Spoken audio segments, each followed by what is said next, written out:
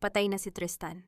Pero ang masakit na lagutan siya ng hininga sa kama ng ibang babae habang ako ay nagkakandara pa sa paglalaba para pambili ng gamot ng nanay niya. Isang sampal ang sumalubong sa akin sa morgue, hindi mula sa pagsisisi, kundi mula sa galit ni Doña Consolacion. Salot kasigaw niya, ngunit hindi nila alam ang bawat patak ng luha ko ngayon ay magiging mitya ng kanilang pagbagsak. Sino nga ba ang tunay na demonyo sa pamilyang ito? Handa ka na bang makita ang muling pagbangon ng isang santian? Patay na ang anak ko Wilhelmina at namatay siyang may ngiti sa kanyang mga labi dahil sa wakas nakawala na siya sa isang katulad mong malas at pabigat sa buhay. Ang boses ni Doña Consolacion ay malamig pa sa hanging dala ng bagyo sa labas ng tiyangge. Bawat salita ay tila isang matalim na balisong na dahan-dahang humhiwa sa pagkatao ni Wilhelmina. Nakatayo ang matandang babae sa pintuan ng tiyangge balot ng mamahaling sedang itim at may hawak na payong na tila hindi man lang nabasa ng ulan habang ang kanyang mga mata ay nag-aapoy sa puot at pandidiri. Sa harap niya si Wilhelmina ay nakaluhod sa malamig na semento. Ang kanyang mga kamay ay kulubot at maputi dahil sa matagal na pagkababad sa tubig na may matapang na sabon. May mga bahid ng dugo sa kanyang mga kuko dahil sa walang tigil na pagkusot ng mga makakapal na kurtina at sapin sa kama.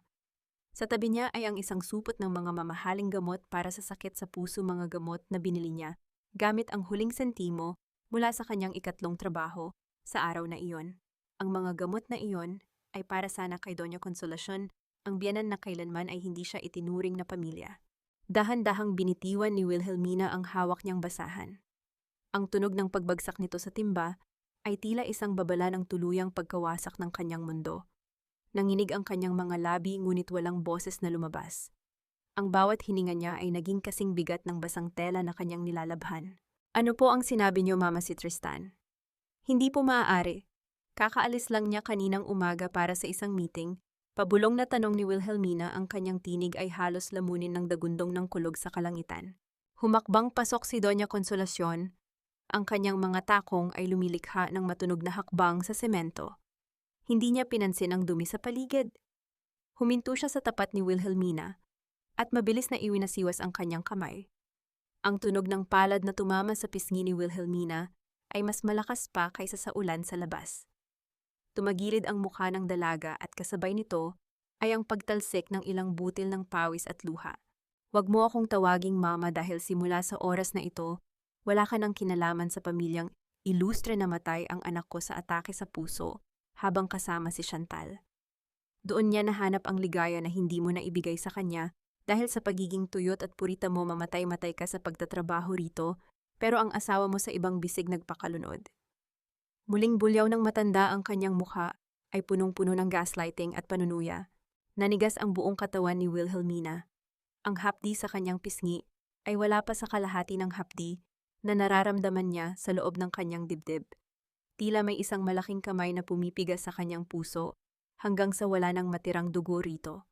Ang imahe ni Tristan, ang lalaking pinaglingkuran niya ng 7 taon, ang lalaking pinaglaanan niya ng bawat patak ng kanyang pawis at dangal, ay dahan-dahang naglalaho sa kanyang isipan, pinalalitan ng isang malupit na katotohanan. Tumingin siya sa kanyang mga kamay. Ang mga kamay na ito ang nagluto ng paboritong pagkain ni Tristan. Ang mga kamay na ito ang nag-alaga sa kanya noong siya ay may sakit. At ang mga kamay ring ito ang dahilan kung bakit nakakapagsuot ng malilinis at plansadong barong ang kanyang asawa sa tuwing lalabas ito para makipagkita sa ibang babae. Isang mapait na ngiti ang dahan-dahang gumuhit sa mga labi ni Wilhelmina, isang ngiting puno ng lason at pait. Namatay siya sa piling ni Chantal. Ulit ni Wilhelmina, ang kanyang boses ay wala ng emosyon, tila isang bangkay na nagsasalita. Oo, at makinig ka sa akin, Wilhelmina Santillan. Kung ayaw mong mabulok sa kalsada ang may sakit mong ina, pipirma ka sa dokumentong ito. Sasabihin mo sa mga pulis at sa media na namatay si Tristan habang nagtatrabaho sa opisina nyo. Hindi ko hahayaang madungisan ang pangalan ng mga ilustre dahil lang sa kalandian ng anak ko at sa kawalan mo ng kwenta bilang asawa. Utang na loob mo sa amin ang buhay mo, kaya gawin mo ang tungkulin mo sa huling pagkakataon. Utos ni Doña Consolacion habang inilalabas ang isang piraso ng papel mula sa kanyang mamahaling bag. Tumingin si Wilhelmina sa labas sa madilim na kalsada kung saan ang ulan ay tila walang balak tumigil. Ang buwan ay nakatago sa likod ng mga itim na ulap, tila ayaw saksihan ang kalupitang nangyayari sa ilalim ng gabi. Ang bawat pangarap na binuo niya sa loob ng 7 taon ay tila mga bula ng sabon na isa-isang pumuputok sa kanyang harapan. Nanatiling nakayuko, si Wilhelmina, ang kanyang mahabang buhok ay basa ng pawis at tumatabing sa kanyang mukha. Sa ilalim ng katahimikan, naramdaman niya ang isang kakaibang lamig na dumadaloy sa kanyang mga ugat. Hindi ito ang lamig ng ulan, kundi ang lamig ng isang pusong tuluyan nang namatay sa sobrang pagmamahal at ngayon ay muling isisilang sa apoy ng galit. Tumayo siya ng dahan-dahan. Kahit nanginginig ang kanyang mga tuhod, pilit niyang itinuwid ang kanyang likod. Tumingin siya ng diretso sa mga mata ni Doña Consolacion, isang tingin na hindi pa nakikita ng matanda sa loob ng maraming taon. May isang katanungang paulit-ulit na umaalingaw-ngaw sa kanyang isipan, isang katanungang magiging mitya ng lahat. Sa mundong ito, na ang tanging batayan ng halaga ay pera at pangalan, may puwang pa ba ang isang pusong tapat na laging niyayapakan? O kailangan ko ring maging demonyo para makuha ang katarungang ipinagkait sa akin ng tadhana? Huwag mong dungisan ang katawan ng anak ko ng mga marurumi mong kamay, Wilhelmina. Baka pati sa kabilang buhay dalhin mo pa ang kamalasan mo sa kanya. Ang tinig ni Doña Consolacion ay umalingaw-ngaw sa loob ng malamig at maputing pasilyo ng ospital. Bawat salita ay tila isang hampas ng latigo na tumatama sa likod ni Wilhelmina. Sa ilalim ng malakas na liwanag ng mga fluorescent light, ang bulto ng matandang babae ay tila isang madilim na anino na humaharang sa daan patungo sa katarungan. Napatigil si Wilhelmina. Ang kanyang mga kamay na hanggang ngayon ay amoy detergent at Clorox ay nanginig sa gilid ng kanyang kupas na bestido. Sinubukan niyang humakbang pasok sa loob ng morgue. Ngunit ang bango ng mamahaling pabango ni Chantal na humahalo sa amoy ng formalin ay tila isang pader na sumusuka sa kanya. Sa loob ng silid nakita niya ang isang babaeng nakasuot ng manipis na telang sutla, nakasubsob sa gilid ng isang metal na higaan. Iyon si Chantal. Ang buhok nito ay maayos pa rin kahit na nagkukunwari itong humahagulgol. Ang bawat hikbi ni Chantal ay tila isang matunog na pagtatanghal sa entablado isang palabas na gustong-gustong panoorin ni Doña Consolacion. Tristan, bakit mo ako iniwan? Paano na ang mga plano natin? Paano na ang pagmamahalan natin? Ang iyak ni Chantal ay puno ng maling pighati, ngunit para sa isang taong hindi nakakaalam ng katotohanan ito, ay tunog ng isang pusong nawasak. Dahan-dahang lumapit si Wilhelmina. Ang kanyang mga paa ay tila gawa sa mabigat na tingga. Nang maabot niya ang gilid ng higaan, tiningnan niya ang mukha ng kanyang asawa, si Tristan. Ang lalaking 7 taon niyang niyakap gabi-gabi. Ang balat nito ay maputla na at wala ng buhay.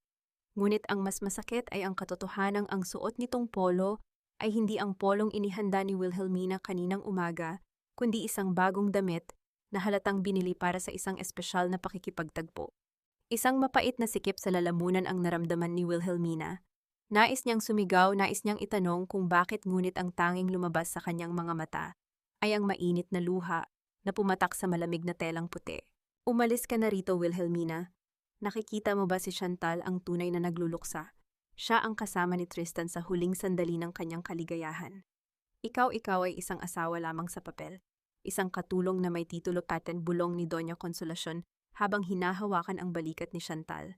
Tila ito ang tunay niyang menugang. Mama, asawa ko po siya.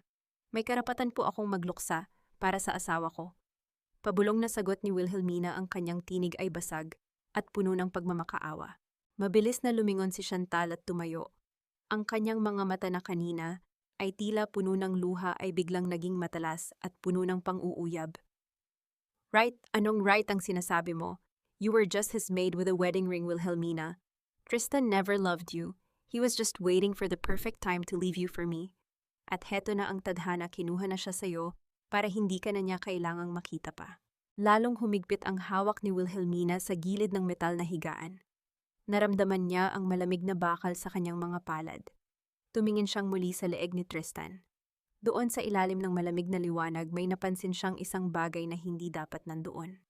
Isang madilim at kakaibang pasa sa ilalim ng panga ni Tristan. Hindi ito mukhang marka ng isang taong inatake sa puso. Mukha itong marka ng isang marahas na pagpigil o marahil ay isang bagay na mas madilim pa. Napahinto ang paghinga ni Wilhelmina. Ang kanyang puso ay nagsimulang tumibok ng mabilis, hindi dahil sa takot, kundi dahil sa isang lumalagablab na hinala. Tumingin siya kay Chantal na ngayon ay muling yumayakap kay Doña Consolacion habang nagbubulungan ang dalawa. Ang kanilang mga kilos ay tila isang nakakadiring sayaw ng pagkukunwari. Sa gitna ng lamig ng morgue naramdaman ni Wilhelmina ang isang kakaibang init na nagmumula sa kanyang kaibuturan. Kung ang pag-ibig niya ay naging abo na ang abong iyon, ay dahan-dahang nagiging baga ng paghihiganti. Lilingon na sana si Wilhelmina para itanong ang tungkol sa marka, ngunit biglang hinablot ni Doña Consolacion ang kanyang braso at itinulak siya palabas ng silid. Huwag kang gagawa ng eksena rito, Wilhelmina, pirmahan mo na ang mga papeles at umalis ka na. Huwag mo nang dagdagan ang perwisyo mo, sigaw ng matanda bago isara ang pinto. Naiwang mag-isa si Wilhelmina sa madilim na pasilyo. Ang tunog ng kanyang sariling paghinga ay tila isang sumpa sa katahimikan. Sa kanyang isipan paulit-ulit na bumabalik ang imahe ng pasasaleeg ni Tristan. Isang tanong ang hindi niya maalis sa kanyang diwa, isang tanong na magbabago sa lahat. Bakit tila mas takot sila sa aking pananatili kaysa sa pagkamatay ng sarili nilang mahal sa buhay? At ano nga ba ang totoong nangyari sa loob ng silid na iyon bago malagutan ng hininga si Tristan? Isang pulubi na pinulot sa kalsada, isang batang walang pangalan na binigyan namin ng dangal, at ngayon magmamatigas ka sa harap ko. Ang tinig ni Doña Consolacion ay tila isang malamig na agos ng tubig na bumabalot sa silid-aklatan ng mansyong ilustre. Nakaupo siya sa kanyang malaking silya na gawa sa inukit na nara habang ang anino ng kanyang mga daliri ay tila mga galamay na naglalaro sa ibabaw ng mesa. Sa harap niya nakatayo si Wilhelmina, basang-basa pa rin ang laylayan ng kanyang damit mula sa ulan, at ang kanyang mga mata ay nananatiling nakapako sa sahig. Hindi po sa ganon, Mama. Ang bahay na iyon lang po ang tanging naipundar ko mula sa mga sideline ko. Iyon po ang pangarap ko para sa pagtanda ng nanay ko, pabulong na sagot ni Wilhelmina.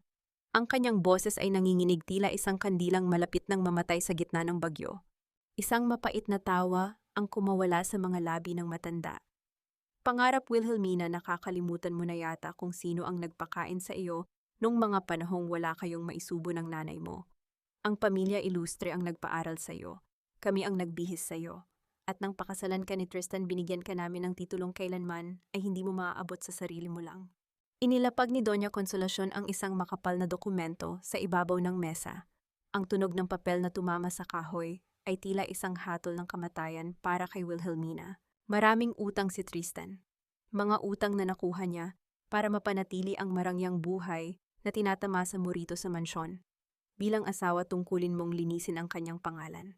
Ang maliit na bahay mo sa probinsya ay sapat na para bayaran ang mga atraso niya sa mga kumpanya. Pirmahan mo ito at ituturing ko na bayad na ang utang na loob mo sa amin. Pagpapatuloy ng matanda, ang kanyang mga mata ay naniningkit sa ilalim ng suot na salamin. Ramdam ni Wilhelmina ang pagsikip ng kanyang dibdib. Ang bahay na iyon ay bunga ng libu-libong oras ng pagtatrabaho, ng patago ng pagtitipid sa pagkain, at ng mga gabing walang tulog. Iyon ang tanging proteksyon niya laban sa malupit na mundo.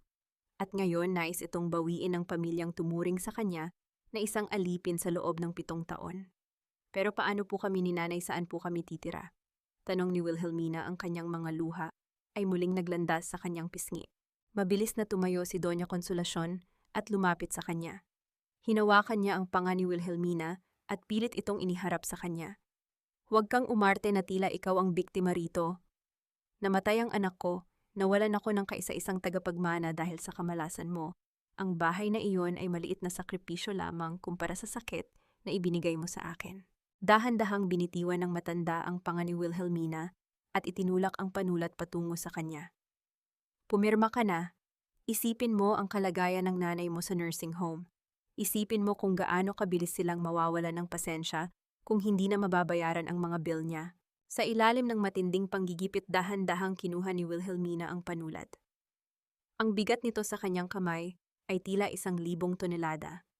Bawat titik ng kanyang pangalan na isinulat niya sa papel ay tila isang bahagi ng kanyang kaluluwa na dahan-dahang namamatay.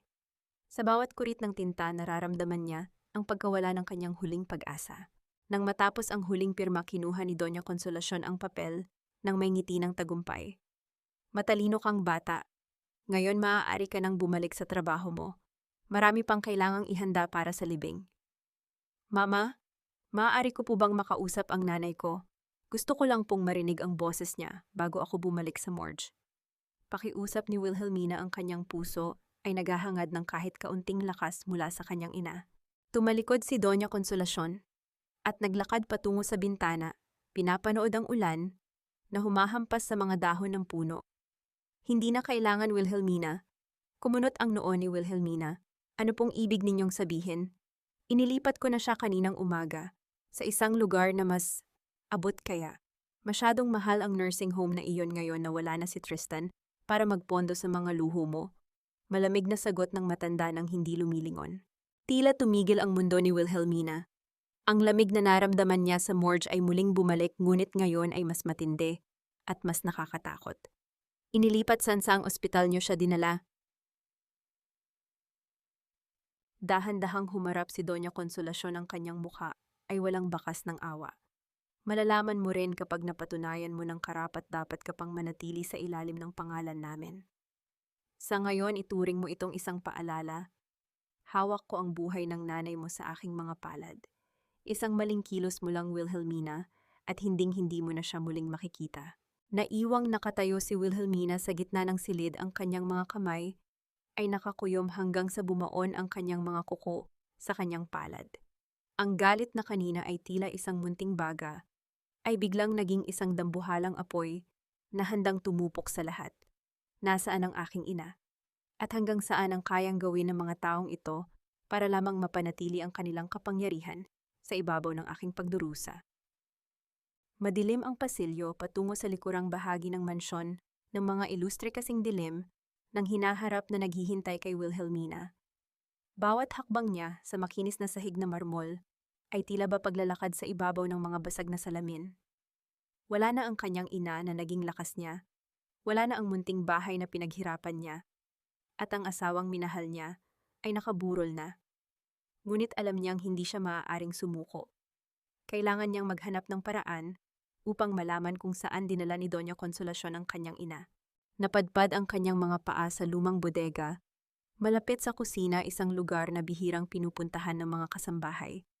Dahil sa alikabok at dampi ng amag, nais lamang sana niyang magtago sandali sa dilim upang palayain ang mga luhang kanina pa niya pinipigilan. Ngunit pagkabukas niya ng mabigat na pintuang kahoy, isang maliit na bulto ang nakita niyang nakasiksik sa pagitan ng mga patong-patong na lumang karton. Isang bata. Marahil ay nasa 4 o 5 taong gulang lamang. Nanginginig ang maliit na katawan nito sa lamig ng gabi, mahigpit na yakap-yakap ang sariling mga tuhod. Nakasuot lamang ito ng manipis na sando at pajama na halatang ilang araw na ring hindi napapalitan. Dahan-dahang lumapit si Wilhelmina, ang kanyang mga mata ay nalalabo dahil sa pag-aalala.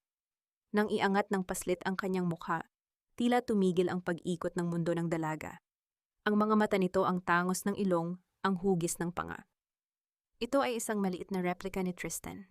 Ngunit sa halip na alaga at pagmamahal na nararapat sa isang apo ng mga ilustre, ang mukha ng bata ay may mga pasa sa pisngi at malalim na sugat sa ibabang labi na tila natuyo na ang dugo. Biglang bumalik sa kanyang gunita ang mga patagong bulong-bulungan ng mga katulong noong mga nakaraang buwan. Tungkol sa isang batang lihim na ipinatago ni Doña Consolacion sa bodega upang hindi makasira sa perpektong reputasyon ng pamilya. Isang batang bunga ng bawal na relasyon ni Tristan at Chantal, ngunit itinuturing na basura ng mismong ina nito dahil sa paniniwalang magiging hadlang ito sa malayang pagwawaldas niya ng pera. Ikinulong nila ang bata rito, binibigyan lamang ng tira-tirang pagkain at madalas na sinasaktan sa tuwing iiyak. Dapat ay magalit si Wilhelmina. Ang batang ito ang buhay na patunay ng kataksilan ng kanyang asawa. Ito ang prutas ng kasalanang sumira sa kanyang 7 taong pagsasakripisyo. Ngunit nang makita niya ang labis na takot sa mga inosenteng mata ng bata, walang puot na umusbong sa kanyang puso, kundi isang masidhing awa na dumurog sa kanyang kaibuturan. Paano nagagawang itapon ng isang ina ang sarili nitong laman habang siya ay nagmamakaawa sa langit na makita lamang ang kanyang matandang ina? Kumuha siya ng isang malinis na basahan, malapit sa lababo binasa ito ng kaunting tubig mula sa pitsel at lumuhod sa harap ng bata. Bahagyang umatras ang paslit, pilit isinisiksik ang sarili sa pader bilang depensa. Huwag kang matakot, nandito ako. Hindi kita sasaktan. Malambing na bulong ni Wilhelmina, ang kanyang boses ay naging isang pampakalma sa gitna ng unos. Hinawakan niya ng banayad ang malamig na pisngi nito. Hindi na umiwas ang bata, bagkus ay ipinikit pa nito ang kanyang mga mata at isinandal ang mukha sa palad ni Wilhelmina, tila uhaw na uhaw sa haplos at kalinga. Pinunasan ni Wilhelmina ang dumi at tuyong dugo sa mukha nito, habang ang kanyang sariling mga luha ay tahimik na pumapatak sa sahig. Kinuha niya sa kanyang bulsa ang isang pirasong tinapay na itinago niya sana para sa kanyang hapunan at inialok ito sa bata. Kinain yon ng paslit ng mabilis at walang pag-aalinlangan, tanda ng matinding gutom na dinanas nito sa loob ng malamig na silid. Nang maubos ang tinapay, itinaas ng bata ang kanyang maliliit at nanginginig na mga kamay. Inabot nito ang mukha ni Wilhelmina at sa labis na kabutihan ng puso na hindi nagawang sirain ng kalupitan ng mga ilustre, pinunasan nito ang luha sa pisngi ng dalaga gamit ang maliit nitong hinlalaki. Dahan-dahan sa gitna ng katahimikan ng madilim na bodega, ibinuka ng bata ang kanyang mga labing may sugat. Tumingin ito ng diretso sa mga mata ni Wilhelmina at isang mahina ngunit malinaw na salita ang lumabas mula rito. "Mama!" Nanigas si Wilhelmina. Ang nag-iisang salitang iyon ay tumagos sa kanyang kaluluwa, pumawi sa lahat ng sakit ng pagtataksil at nag-alab sa isang bagong layunin. Hindi na lamang ito tungkol sa pagkuha ng hustisya para sa sarili at sa kanyang ina. Tumingin siya sa bata at mahigpit itong niyakap. Sa gabing iyon, isang pangako, ang tahimik na isinilang. Ililigtas niya ang batang ito mula sa mga demonyong nagdala sa kanya sa mundo, kahit pa ang kapalit nito ay ang tuluyang paggising ng natutulog na kapangyarihan ng mga santilan. Matapos siguraduhing mahimbing ng natutulog ang bata, sa ilalim ng kanyang tanging tuyong jaket tahimik, nagumapang si Wilhelmina palabas ng madilim na bodega. Ang bawat pag-ihip ng hangin sa pasilyo ay tila mga kaluluwang bumubulong, nagpapaalala sa kanya ng panganib na nakapaligid sa buong mansyon. Kailangan niyang makahanap ng pahiwatig kung saan dinala ni Doña Consolacion ang kanyang ina, at ang tanging lugar na maaari niyang paghanapan ay ang silid na minsang naging saksi sa kanyang mga sirang pangarap, ang kwarto nila ni Tristan. Pinihit niya ang malamig na busol ng pinto at pumasok. Bumalot agad sa kanyang pang-amoy ang pamilyar na halimuyak ng mamahaling pabango ni Tristan, isang amoy na dati ay nagbibigay sa kanya ng kilig, ngunit ngayon ay nagpapabaligtad ng kanyang sikmura. Ang malaking kama sa gitna ng silid ay maayos pa ring nakalatag, ngunit tila isa itong altar kung saan inialay ang kanyang kabataan at dangal. Sinimulan niyang halughugin ang mga cabinet at drawer ng kanyang asawa. Pilit niyang iniiwasang gumawa ng kahit anong ingay na maaaring makapukaw sa atensyon ng mga gwardya sa labas. Puro mga mamahaling relo, mga resibo ng alak at mga reservasyon sa mga sikat na hotel ang kanyang nakita, mga patunay ng pamumuhay na pinunduhan ng kanyang dugo at pawis habang naglalabas sa tiyangge. Nang mapadpad ang kanyang mga kamay sa ibabaw ng malaking kama, naramdaman niya ang isang matigas na bagay sa ilalim ng makapal na unan. Dahan-dahan niya itong iniangat. Isang lumang modelo ng telepono ang nakasiksik sa isang maliit na hiwa sa punda. Hindi ito ang ginagamit ni Tristan sa araw-araw.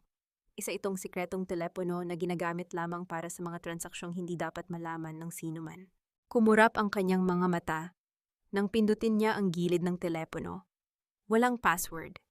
Marahil ay labis na nagtiwala si Tristan na kailanman ay hindi maglalakas loob ang kanyang walang kwentang asawa na pakialaman ang kanyang mga gamit.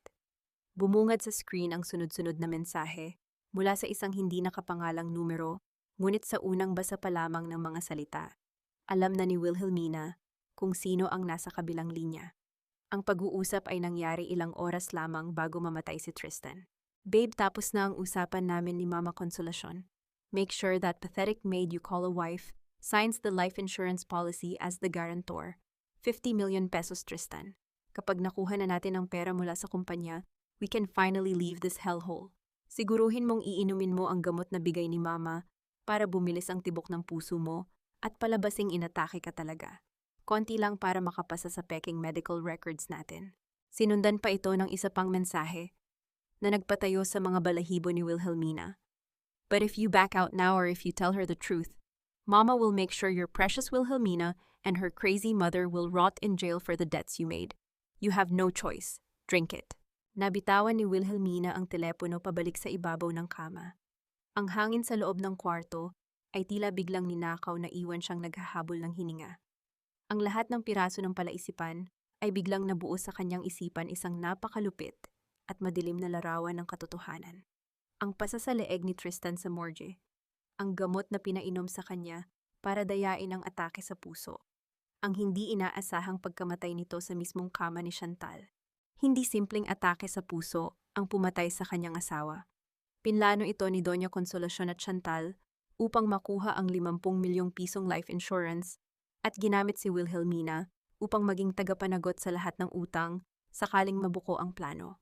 Ang utang na loob na paulit-ulit na ipinapamukha sa kanya ay hindi isang biyaya, kundi isang bitag para gawin siyang pain sa isang malaking krimen ng panloloko at pagpatay. Si Tristan, ang lalaking nanloko sa kanya, ay biktima rin ng sarili nitong kasakiman at ng kalupitan ng sarili nitong ina. Imbes na umiyak, naramdaman ni Wilhelmina ang isang nakakapapasong lamig na gumagapang sa kanyang mga ugat. Ang babaeng marupok at sunod-sunuran na pumasok sa kwartong yon ay tuluyan ng namatay. Walang luhang tumulo mula sa kanyang mga mata. Tanging isang mariin at tahimik na panata ang umusbong sa kanyang dibdib. Kukunin nila ang lahat sa akin, pues ipapakita ko sa kanila kung gaano kalalim ang impyernong kayang likhain ng isang santiyan. Biglang umilaw ang screen ng telepono kasabay ng isang mahabang panginginig na bumasag sa katahimikan ng kwarto. Isang tawag mula sa isang numerong walang pangalan ang lumabas sa screen. Matagal bago inabot ni Wilhelmina ang telepono. Pinindot niya ang sagot at inilapit ito sa kanyang tainga, pinipigilan ang kanyang paghinga. Sa kabilang linya, isang malalim at pormal na boses ng isang lalaki ang nagsalita, tila isang anino mula sa isang nakaraang matagal na niyang ibinaon. Nahanap na rin kita, Senyorita Wilhelmina. Ligtas na ang mga dokumento, Don Lorenzo. Kausap ko na po siya. Amoy ng mga mamahaling liryo at nag-aalab na kandila ang bumalot sa buong mansyon ng mga ilustre. Sa gitna ng malawak na bulwagan ay nakapwesto ang isang magarbong kabaong na gawa sa tanso na papalibutan ng mga bulaklak na marahil ay mas mahal pa sa buhay ng mga taong nag-ayos nito. Gabi ng unang lamay para kay Tristan. Puno ang paligid ng mga politiko, mga sikat na negosyante at mga miyembro ng alta lipunan na dumalo hindi upang makiramay, kundi upang makita kung gaano kabilis babagsak ang imperyo ng pamilya. Ngunit si Doña Consolacion ay isang premyadong aktres sa entablado ng pagkukunwari. Nakasuot siya ng isang itim na bestida na yari sa pinakapinong sutla na may itim na belo na bahagyang tumatakip sa kanyang mukha. Bawat paglapit ng isang panauhin ay sinasalubong niya ng isang perpektong paghikpi, sinasamahan ng pagpunas ng panyong pilit, binabasa ng laway upang magmukhang luha. Sa kanyang tabi ay si Chantal, nakasuot din ng itim, walang tigil sa pagtanggap ng mga pakikiramay, na tila siya ang tunay na nawalan ng asawa. Sa isang sulok malayo sa mga kamera at sa mga matang mapanghusga, nakatayo si Wilhelmina. Wala siyang suot na mamahaling itim na damit, kundi ang dati niyang kupas na uniforme na itim. Sa halip na maupo sa hanay ng pamilya, inutusan siya ni Doña Consolacion na mag-asikaso ng kape at tsa para sa mga bisita. Ang legal na asawa ay ginawang hamak na katulong sa mismong lamay ng kanyang asawa, ngunit hindi na umiiyak si Wilhelmina. Ang mga salitang nabasa niya sa lihim na telepono ni Tristan at ang boses ng lalaking tumawag kagabi ay patuloy na umaaling-aungaw sa kanyang isipan. Nang mapansin niyang tahimik na naglakad papalayo sina Doña Consolacion at Chantal patungo sa pribadong silid-aklatan, isang kakaibang kutob ang nagtulak kay Wilhelmina na sumunod. Dala ang isang tray ng mainit na tsaa upang maging dahilan ng kanyang paglapit. Maingat siyang humakbang sa makapal na carpet ng pasilyo. Nakaawang ng bahagya ang mabigat na pintuan ng silid-aklatan. Sumandal si Wilhelmina sa malamig na dingding, pinipigilan ang sariling hininga habang pinakikinggan ang mga tinig na nagmumula sa loob. Are you sure about this, Mama? Paano kung hindi pumayag ang insurance company? What if they investigate Tristan's death thoroughly? Bakas ang pag-aalala at pagkairita sa boses ni Chantal. Narinig ni Wilhelmina ang tunog ng paglapag ng isang baso ng alak sa ibabaw ng mesa, kasunod ang malamig at mapagmataas na halakhak ni Doña Consolacion. Relax, Chantal. I already paid the medical examiner. Ang nakalagay sa death certificate ay acute myocardial infarction. Isang simpleng atake sa puso dahil sa sobrang pagod. Walang makakaalam na tinapangan natin ang dose ng gamot niya. Tila may isang malaking bloke ng yelo na ibinagsak sa gulugod ni Wilhelmina. Kahit na nabasa na niya ang mga mensahe ang marinig mismo mula sa bibig ng matanda kung paano nila pinatay si Tristan ay isang katotohanang nakakasuka. But what about that stupid wife of his? Tanong muli ni Chantal. Hawak niya ang mga papeles ng bahay na kinamkam mo. Paano kung mag-ingay ang puritang yon? She knows too much about Tristan's daily meds. Isang mapait at nakakakilabot na ngiti ang namutawi sa mga labi ni Doña Consolacion, mababakas sa tunog ng kanyang tinig. Hayaan mo siyang mag-ingay. The moment she opens her mouth, I will destroy her. Kapag nagduda ang pulisya, ilalabas natin ang Plan B. Palalabasin natin na si Wilhelmina ang nagpalit ng gamot ni Tristan. Isang desperadang asawa na nabulag ng selos dahil nalaman niyang sayo na uuwi ang asawa niya. Papaniwalaan ng lahat na siya ang pumatay para makapaghiganti. And the best part, nakapangalan sa kanya ang lahat ng utang. Siya ang makukulong at tayo ang lilipad patungong Europa, dala ang 50 milyon. Oh mama, you are a genius, malambing na tugon ni Chantal. Bagay nga sa kanya sa kulungan, doon naman talaga ang lugar ng mga hampas lupang katulad niya. Dahan-dahang umatras si Wilhelmina.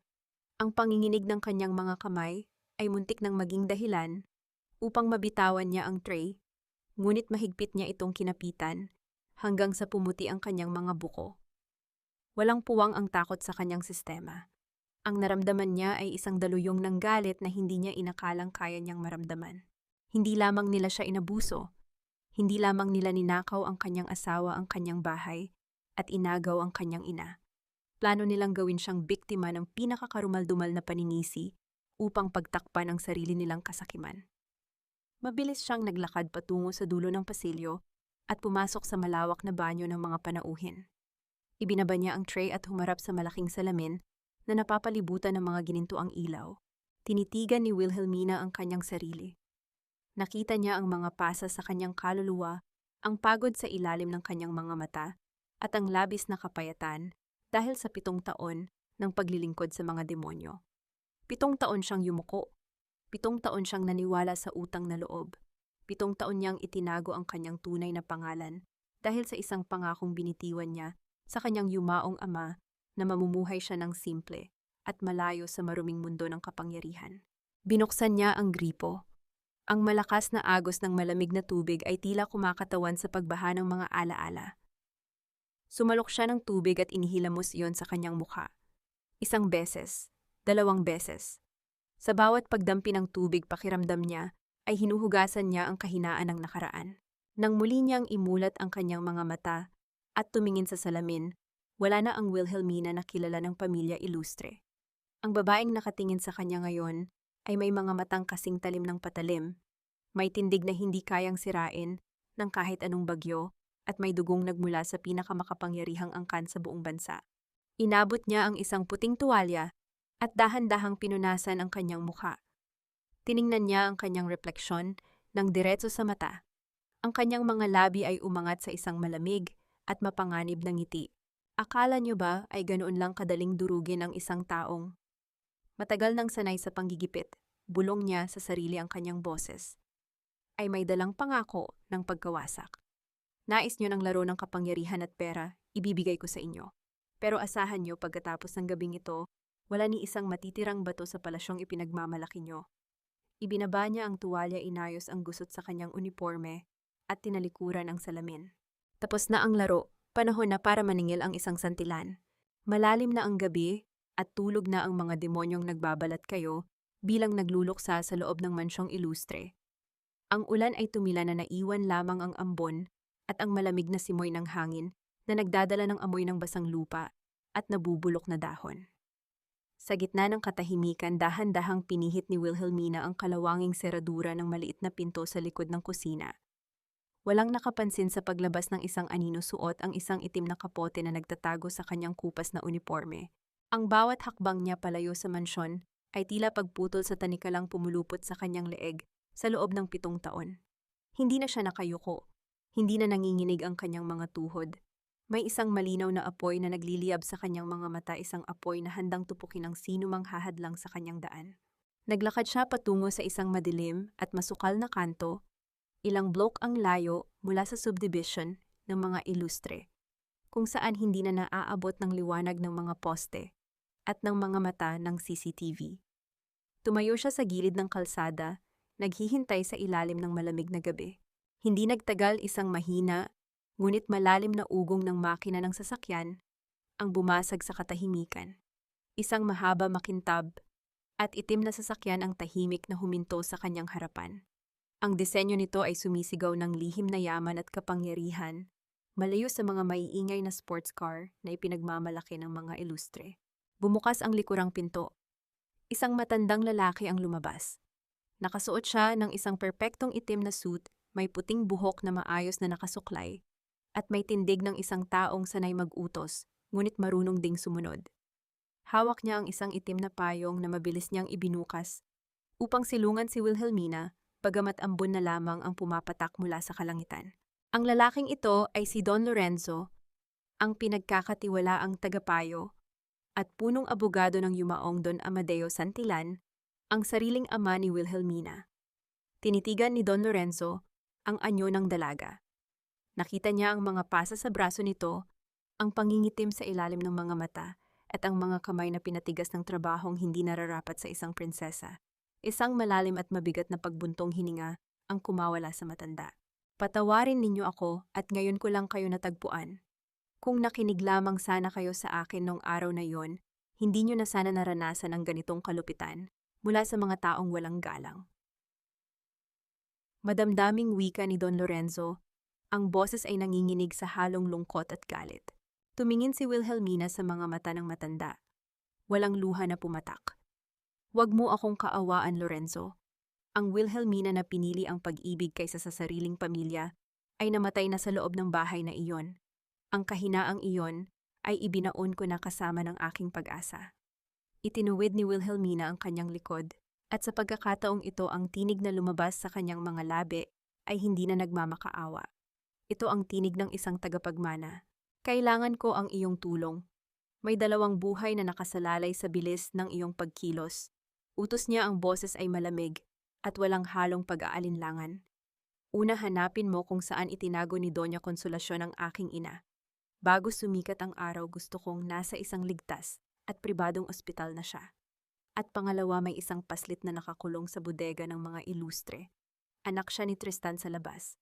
Ihanda mo ang mga papeles, Lorenzo. Kukunin ko ang bata at aampunin siya sa ilalim ng aking pangalan. Nanlaki ang mga mata ni Don Lorenzo sa narinig, ngunit hindi siya nagtanong. Masusunod po, gagamitin ko ang lahat ng koneksyon natin para matagpuan ang inyong ina ngayong gabi rin. Ang buong puwersa ng mga Santillan ay nakahanda ng kumilos. Tumango si Wilhelmina, at may isa pa. Ano po iyon? Ang lahat ng kumpanyang pinagkakautangan ng pamilya ilustre. Bilhin mo. Ang lahat ng bangko kung saan nakasangla ang kanilang mga ari-arian, bilhin mo ang kanilang mga utang. Pati ang kumpanya ng insurance na naghahawakan sa kaso ng pagkamatay ni Tristan, gusto kong makuha ang pinakamalaking shares doon. Madiin na utos ni Wilhelmina. Isang nakakakilabot na ngiti ang bahagyang gumuhit sa kanyang labi. Hayaan mo silang magdiwang sa kanilang peking tagumpay. Gusto kong sa akin sila magkakautang ng buhay nang hindi nila nalalaman. Naramdaman ni Don Lorenzo ang pamilyar na lamig at talim ng kaisipan ng yumaong Don Amadeo sa mga salita ni Wilhelmina. Walang dudang nagising na ang dugo ng mga Santillan sa dalaga. Dahan-dahang umatras ang matanda at yumuko ng malalim sa harap ni Wilhelmina, isang pagpupugay na matagal na niyang pinapanabikang gawin muli. Masusunod, senyorita. Matagal ka naming hinintay, senyorita Wilhelmina Santillan. Handa na ang buong imperyo para sa iyong pagbabalik.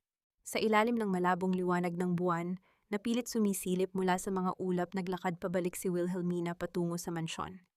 Hindi na bilang isang alipin na takot sa dilim, kundi bilang isang reyna na handang magdala ng unos. Kinaumagahan, bumalik sa normal ang ikot ng mundo sa loob ng mansyon ng mga ilustre. Tila walang namatay, tila walang luhang dapat ibuhos.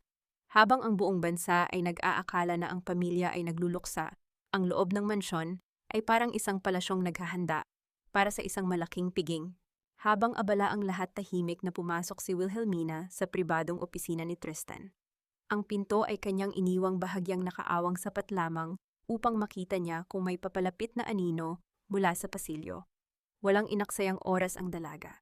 Binuksan niya ang lalagyan ng mga mahahalagang papeles na naiwan ng kanyang asawa. Gamit ang lihim na telepono, mabilis siyang kumuha ng mga larawan ng bawat kontrata, bawat bank account, at bawat dokumento na nagpapatunay sa mga tagong utang ng pamilya Ilustre. Ang bawat pagpindot niya sa telepono ay walang ginagawang ingay, ngunit sa kabilang ibayo, alam niyang ang bawat larawang ipinapadala niya kay Don Lorenzo ay isang matibay na pako sa kabaong ng pag-asa ni na Doña Consolacion. Matapos masigurong naipadala ang lahat, maingat niyang ibinalik ang mga papeles sa orihinal nitong ayos, walang iniwang bakas ng kanyang pagpasok.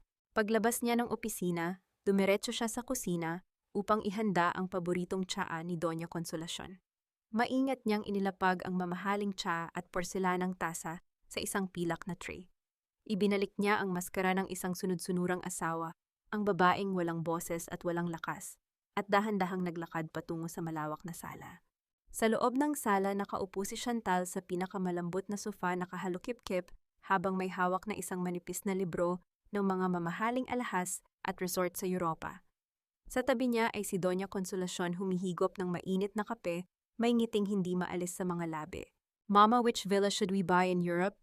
I heard the Amalfi Coast in Italy is absolutely perfect this time of the year, lalo na at papasok na ang 50 milyon natin next week. We deserve a break after this stressful funeral drama." Pag-iinarte ni Chantal, ang boses ay puno ng kayabangan, na tila siya ang tunay na naghihirap. "Kahit saan mo gusto, Hija. Basta ba malayo tayo sa amoy ng kahirapan? Ang mahalaga ay malinis na ang daan natin. Wala na si Tristan para maging pabigat, at ang asawa niyang hampas lupa ang sasalo sa lahat ng dumi." Sagot ni Doña Consolacion sabay sulyap sa pinto, kung saan papasok si Wilhelmina. Habang papalapit si Wilhelmina, hawak ang tray, isang nakakalokong kislap ang dumaan sa mga mata ni Chantal. Nang malapit na ang dalaga sa lamesa, sinadya ni Chantal, naiunat ang kanyang mahabang binti upang harangan ang daan. Natapilok si Wilhelmina, nawalan siya ng balanse, at nabitiwan ang pilak na tray. Ang tunog ng pagbagsak ng mamahaling porselana sa matigas na marmol na sahig ay bumasag sa maaliwalas na usapan, kasunod ang pagkalat ng mainit na tsaa na bahagyang tumalsik sa mamahaling sapatos ni Chantal. Mabilis na tumayo si Chantal, nanlilisik ang mga mata. "Are you blind, you useless pathetic maid? Tiningnan mo ba ang ginawa mo? Bili ko pa naman sa Paris ang sapatos na ito. At kahit maglaba ka buong buhay mo, hindi mo kayang bayaran ang duming ginawa mo." Walang atubili, itinaas ni Chantal ang kanyang kamay at ibinagsak ito ng buong lakas sa pisngi ni Wilhelmina. Ang tunog ng palad na tumama sa balat ay umalingaw sa buong sala.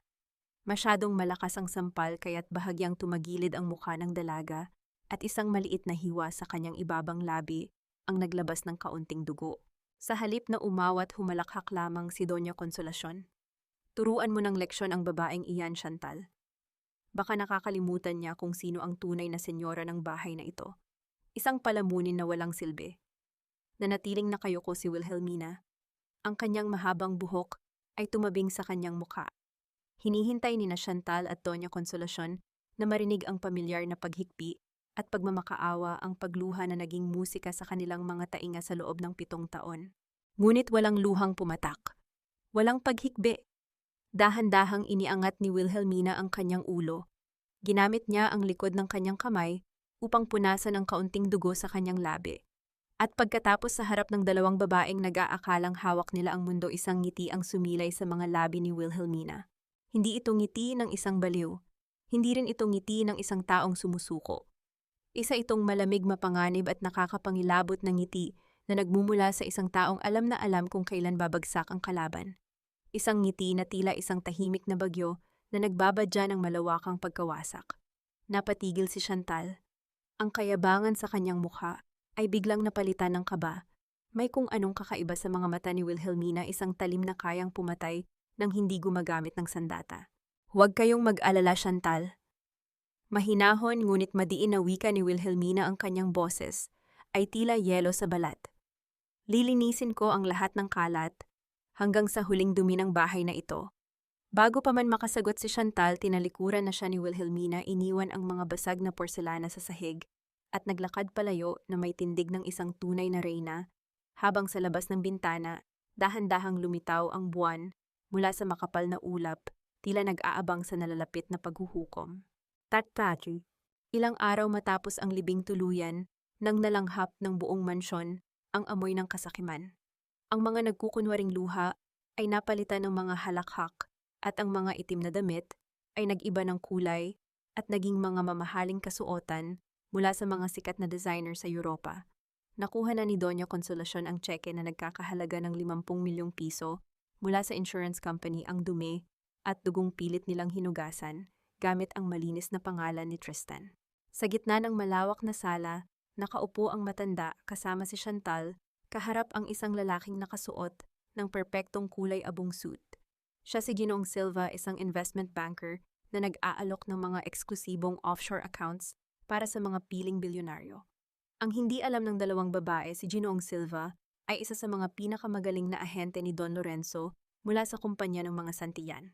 Habang nag-uusap ang tatlo, tahimik na nagpupunas ng mga antigong florera si Wilhelmina sa gilid ng sala. Nakayuko siya at tila walang pakialam sa mundo, ngunit ang kanyang mga tainga ay matalas na nakikinig sa bawat salitang binibitawan sa lamesa. This is a rare opportunity, Doña Consolacion. Ang pondo ninyo na 50 milyon ay lalago at magiging 100 milyon sa loob lamang ng isang buwan kapag ipinasok natin sa aming European real estate portfolio. Ngunit dahil ang bangko namin ay nasa Switzerland, nangangailangan kami ng isang lokal na collateral upang agad na mailabas ang pondo nang walang abala sa buwis. Isang formalidad lamang upang patunayan ang inyong net worth.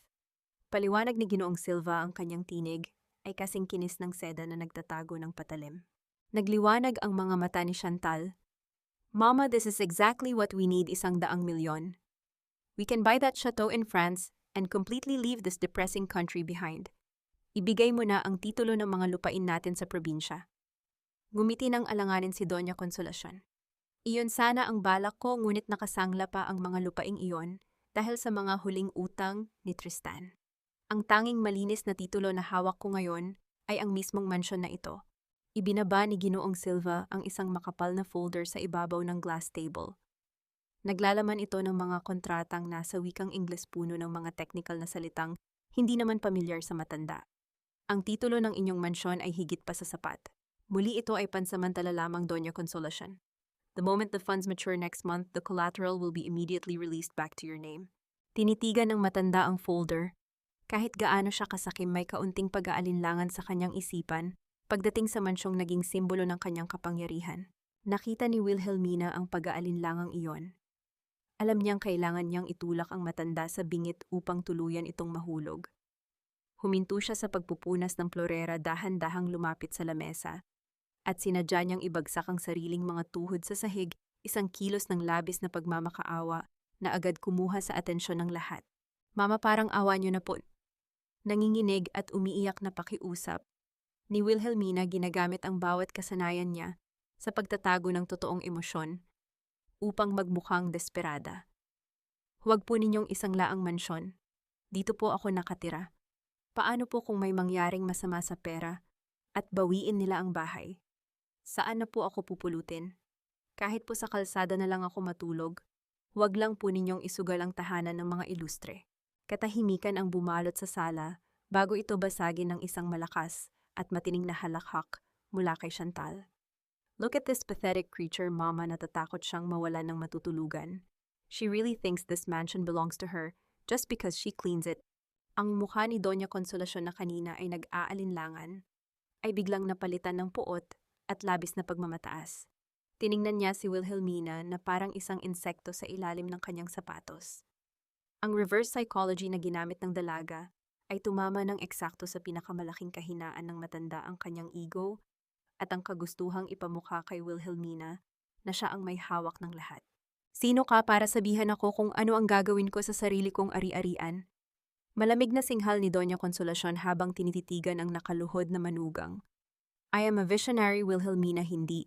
Katulad ng utak mong pang-squatter na takot sa pagbabago. Ako ang nagpapalago ng yaman ng pamilyang ito. At kung inaakala mong isinasaalang-alang ko ang marumi mong higaan sa desisyon ko, nagkakamali ka.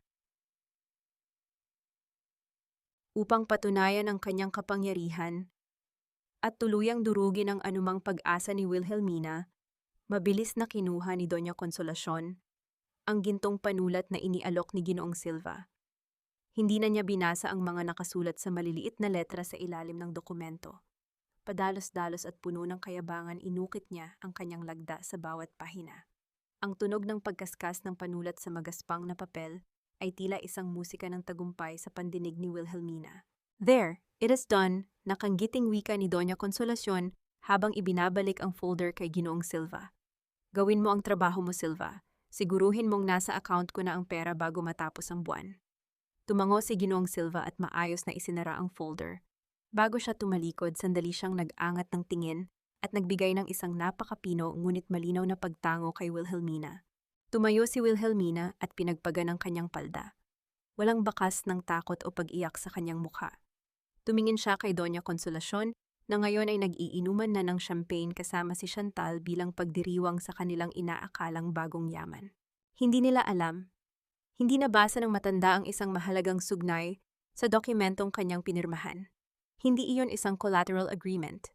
Iyon ay isang absolute deed of sale na naglilipat ng buong pagmamay-ari ng mansyon at ng lahat ng natitirang ari-arian ng mga ilustre sa isang kumpanyang pag-ari ng mga Santian kapalit ng 50 milyong pisong pondo na kailanman ay hindi na nila muling makikita. Sa isang iglap gamit ang sarili nitong kasakiman, ang nag-iisang reyna ng mga ilustre ay pumirma sa sarili niyang kamatayan at opisyal na niyang inangkin ang titulong isang pulubi sa sarili niyang palasyo.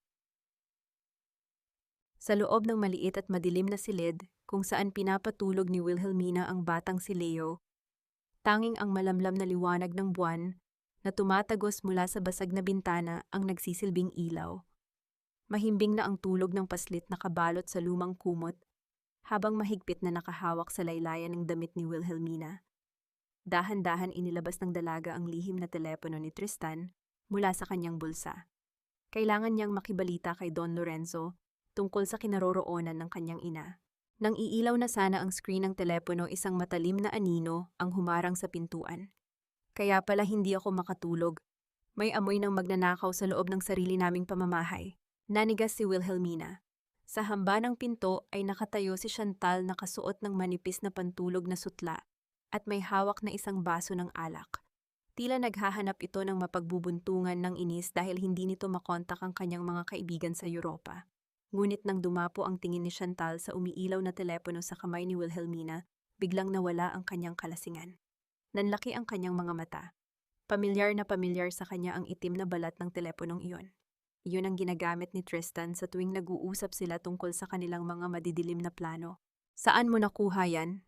Mabilis na tanong ni Chantal, ang kanyang boses ay tuminis sa halong kaba at galit. Inilapag niya ang baso ng alak sa ibabaw ng kalapit na mesa at mabilis na humakbang palapit. "That is Tristan's phone, give it to me, you filthy maid."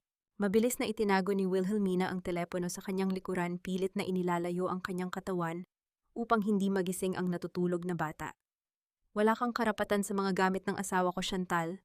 Ako ang legal na asawa. Sa akin ito." Isang malademonyong ngiti ang gumuhit sa mukha ni Chantal. Wala siyang pakialam sa bata. Ang tanging nasa isip niya ay ang mga ebidensyang nakatago sa loob ng teleponong iyon na maaaring magpakulong sa kanila ni Doña Consolacion. Umatras siya ng isang hakbang at sumigaw palabas ng pasilyo. "Tomas, pumarito ka." Hindi nagtagal, dumating ang isang malaki at matipunong lalaki na nakasuot ng uniforme ng gwardya. Si Tomas ang personal na bayaran ni Doña Consolacion, isang taong gagawa ng kahit anong karahasan, kapalit ng malaking halaga. "Kunin mo ang telepono sa babaeng yan, at kung lumaban baliin mo ang mga daliri niya." Utos ni Chantal habang nakaturo kay Wilhelmina, ang kanyang mukha ay namumula sa matinding desperasyon. Walang pag-aalinlangang sumugod si Tomas. Itinulak niya ng buong lakas si Wilhelmina, kaya't napasandal ang dalaga sa magaspang na pader. Ang tunog ng pagtama ng likod ni Wilhelmina sa semento ay sapat na upang magdulot ng matinding kirot sa kanyang gulugod, ngunit mas mahigpit niyang niyakap ang telepono sa kanyang dibdib. Hindi niya maaaring ibigay ito. Ito ang susi sa kalayaan ng kanyang ina. Ito ang katarungan para sa batang natutulog sa sulok. Hinablot ng gwardya ang buhok ni Wilhelmina, pinipilit na iangat ang kanyang muka, habang ang isang kamay nito ay pilit na binubuksan ang mga nakakuyom na daliri ng dalaga. Naramdaman ni Wilhelmina ang pagtulo ng mainit na luha mula sa kanyang mga mata dahil sa matinding pisikal na sakit. Hinihingal siya na nawawalan ng hangin dahil sa bigat ng lalaking nakadagan sa kanya, ngunit nanatiling nakatitig ng matalim kay Chantal na masayang pinapanood ang kanyang pagdurusa. Ibigay mo na, Wilhelmina, you are nothing, you hear me, wala kang kalaban-laban. Sigaw ni Chantal, aliw na aliw sa paghihirap ng kalaban. Pakiramdam ni Wilhelmina ay bibigay na ang kanyang mga buto. Ang dilim ay dahan-dahang sumasakop sa kanyang paningin. Sa mga huling sandali ng kanyang pag-asa, tahimik siyang nagdasal hindi para sa kanyang buhay, kundi para sa kaligtasan ng mga taong umaasa sa kanya. At tila narinig ng langit ang kanyang piping hiyaw. Bago pa man tuluyang makuha ni Tomas ang telepono, isang malakas na paghangin mula sa bukas na pinto ang pumasok. Isang malaking bulto ng lalaking nakasuot ng purong itim na suit, ang tahimik na lumitaw sa likuran ng gwardya, tila isang anino na humiwalay sa gabi. Walang anumang salita, isang matibay na kamay na may suot na itim na guwantes ang kumalawit sa balikat ni Tomas. Bago pa man makareaksyon ang gwardya, inihagis siya ng estranghero patungo sa kabilang dulo ng pasilyo. Ang mabigat na katawan ni Tomas ay bumagsak at gumulong sa sahig na kahoy, tuluyang nawalan ng malay dahil sa tindi ng puwersang ginamit sa kanya. Napasigaw si Chantal sa gulat at takot. Nanginginig siyang umatras, muntik nang madapa sa sarili niyang mga paa habang tinititigan ang matangkad at misteryosong lalaki. Dahan-dahang umayos ng tayo si Wilhelmina, inaalalayan ang kanyang kumikirot na balikat, ngunit mahigpit pa ring hawak ang telepono. Tiningnan niya ang lalaking nagligtas sa kanya. Nakatayo ito ng tuwid ang mukha, ay walang emosyon, subalit ang kanyang mga mata ay sumasalamin ng isang tapat na sundalo. Sa harap ni Chantal na nanlalamig sa takot, dahan-dahang iniharap ng lalaki ang kanyang katawan kay Wilhelmina. Yumuko siya ng malalim, isang paggalang na ibinibigay lamang sa mga taong may pinakamataas na dugo sa lipunan. Patawad po kung nahuli ako, Senyorita Wilhelmina. Ako si Dante, ang inyong personal na tagabantay. Walang sino man ang maaaring dumampi sa inyo simula sa gabing ito, malamig at formal na pahayag ng lalaki. Tumingin si Wilhelmina kay Chantal. Ang ngiti ng tagumpay na kanina ay nasa labi ng kabit ay tuluyan nang napalitan ng isang matinding takot at pagkalito. Sino ang lalaking ito? At bakit niya tinatawag na senyorita ang isang hamak na katulong? Inayos ni Wilhelmina ang kanyang buhok at tumayo ng buong pagmamalaki. Ang panahon ng kanyang pagtatago sa dilim ay tuluyan nang nagtapos. Nakatitig ang kabilugan ng buwan mula sa kalangitan, tila isang tahimik na saksi sa kahangalan ng mga tao sa ibaba. Sa gabing iyon, ang mansyon ng mga ilustre ay nagliliwanag ng higit pa sa mga bituin. Ang bawat bintana ay naglalabas ng ginintuang ilaw at ang malawak na hardin ay napupuno ng mamahaling mga bulaklak na inangkat pa mula sa ibang bansa. Isang linggo pa lamang ang nakalilipas mula nang ilibing si Tristan, ngunit ang buong paligid ay sumisigaw ng pagdiriwang sa halip na pagluluksa. Ito ang gabi ng formal na pagpapakilala ng bagong kaban ng yaman ng mga ilustre. Puno ang malawak na bulwagan ng mga politiko, kilalang negosyante at mga miyembro ng alta lipunan. Sa gitna ng karamihan ay nakatayo si Doña Consolacion, suot ang isang kumikinang na bestidang kulay alak, pinalamutian ng isang makapal na kwintas na brilyante na binili niya gamit ang perang nakuha mula sa buhay ng kanyang sariling anak. Sa kanyang tabi ay si Chantal, nakasuot ng ginto at walang tigil sa pagngiti sa mga panauhin. Doña Consolacion, we were so sorry to hear about Tristan. But seeing you tonight, you look absolutely stunning and resilient. Wika ng isang senador habang iniaabot ang isang baso ng champagne sa matanda. Isang peking at malungkot na ngiti ang gumuhit sa mga labi ng matanda. Thank you, Senator. It has been a dark time for our family. Ngunit alam kong ayaw ni Tristan na huminto ang pag-ikot ng mundo natin. We have to move forward and continue the Illustre legacy. At ang gabing ito ay para sa kanya at sa mga bagong investment na mag-aangat sa ating bansa. Pag-alis ng senador, mabilis na nawala ang malungkot na anyo ni Doña Consolacion at napalitan ito ng mapagmataas na ngisi. Lumapit sa kanya si Chantal at bumulong. Mama, this party is fabulous. Pero napansin mo ba? Wala pa rin yung hampas lupang Wilhelmina na yon. We need someone to serve the caviar sa VIP tables. Where's that useless maid? Inis na tanong ni Chantal, habang inililibot ang paningin sa mga naglilingkod na tauhan. Bahagyang tumawa si Doña Consolacion, isang tunog ng purong kayabangan. Hayaan mo ang puritang iyon. Siguro ay nagtatago pa rin sa dilim, matapos niyang subukang lumaban kagabi. Natauhan na siguro na kahit kailan ay hindi siya mananalo sa atin. Mabuti nga at hindi siya lumabas, ayokong makita ng mga bisita natin ang madungis niyang pagmumukha. At baka isipin nilang namumulot tayo ng basura. Ang usap ang dalawa ay naputol ng tumunog ang isang marahan at formal na boses mula sa mikropono sa unahan ng entablado. Isang tagapagsalita ang nag-anunsyo ng pag-akyat ni Doña Consolacion upang magbigay ng isang formal na mensahe. Umakyat ang matanda sa entablado nang may tindig ng isang reynang, nag-aakalang hawak niya ang buong kaharian. Tiningnan niya ang daan-daang bisita sa ibaba. Dahan-dahan niyang itinaas ang kanyang baso ng champagne. Ladies and gentlemen, distinguished guests, panimula niya ang boses ay umaling-awngaw sa bawat sulok ng bulwagan. Maraming salamat sa inyong pagdalo ngayong gabi. As you all know, we have faced a terrible tragedy. Ngunit ang pamilya ilustre ay hindi basta-basta natutumba. Like a phoenix rising from the ashes tonight, we celebrate a new era. Sa pagpasok ng napakalaking pondo sa ating offshore accounts, the Illustre Empire is now untouchable. Pumalakpak ang mga tao. Nakangiti ng malapad si Chantal habang pinapanood ang tagumpay ng matanda. Ang lahat ay tila perpekto. Ang lahat ay nasa ilalim ng kanilang kontrol. Ngunit ang kasakiman kahit kailan ay laging may hangganan. Sa gitna ng masigabong palakpakan ang atensyon ng lahat, ay biglang naagaw ng isang malakas at nakakabinging ingay mula sa likuran. Ang malalaki at mabibigat na pintuang gawa sa purong kahoy ng bulwagan ay sabay na bumukas ng malakas, tumama ang mga ito sa pader at lumikha ng alingawngaw na nagpatahimik sa buong silid. Pumasok ang malamig na hangin mula sa labas, pinapatay ang ilang kandilang nagsisilbing palamuti sa pasilyo. Ang mga bisita ay sabay-sabay na lumingon. Ibinaling din ni Doña Consolacion at Chantal ang kanilang mga mata patungo sa pinto, ang kanilang mga noo ay nakakunot sa labis na pagtataka. Sa gitna ng dalawang nakabukas na pinto, sa ilalim ng malakas na sinag ng gininto ang ilaw nakatayo ang isang figura. Hindi ito ang Wilhelmina na kilala nila. Wala na ang kupas na uniforme. Wala na ang buhok na magulong nakatali at higit sa lahat wala na ang mga matang laging nakayuko at puno ng takot. Ang babaeng nakatayo sa kanilang harapan ay nakasuot ng isang pambihirang gown na kulay hating gabiyari sa pinakamahal na telang, tila umaagos na tubig sa bawat galaw, kumikinang na parang mga bituin. Ang kanyang buhok ay maayos na nakalugay at nagpapabakas sa kanyang perpektong leeg at matapang na anyo.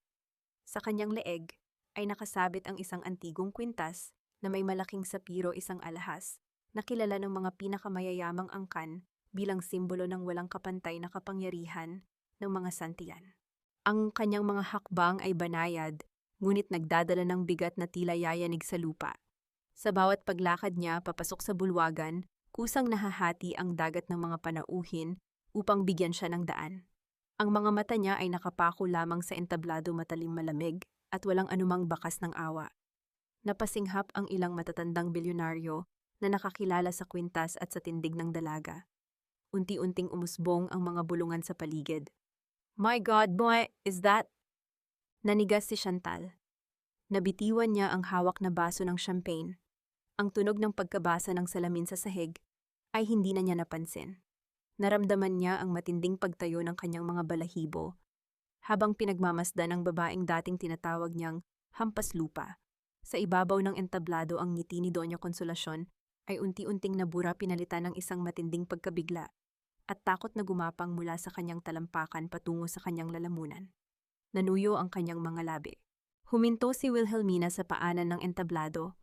Tinaas niya ang kanyang baba, tinitigan ang matandang babaeng minsan ay naging Diyos ng kanyang pagdurusa, at isang manipis na kakapangilabot ng ngiti ang sumilay sa kanyang mga labi. Ang gabi ng paghuhukom ay formal nang nagsimula. Nabalot ng nakakabinging katahimikan ang malawak na bulwagan. Ang mga panauhin na kanina ay nag-uusap at nagtatawanan ay tila naging mga rebultong bato, walang kakayahang kumilos, habang pinapanood ang bawat banayad na hakbang ni Wilhelmina patungo sa entablado. Pilit na kinukubli ni Doña Consolacion ang panginginig ng kanyang mga tuhod. Kumuyom ang kanyang mga kamao. Hindi niya matanggap na ang babaeng 7 taon niyang tinapakan at itinuring na alipin ay nakatayo ngayon sa kanyang harapan suot ang mga alahas na hindi niya kailanman kayang bilhin kahit ibenta pa niya ang kanyang kaluluwa. What is the meaning of the circus, Wilhelmina? Galit at nanginginig na bulyaw ni Doña Consolacion. Pilit na ibinabalik ang kanyang autoridad. Saan mo ninakaw ang mga damit na yan? At sino ang nagbigay sa iyo ng karapatang pumasok dito at sirain ang pagdiriwang ko? Guards, palabasin ang babaeng ito. Dalhin niyo siya sa presinto para sa pagnanakaw. Ngunit walang gwardyang lumapit.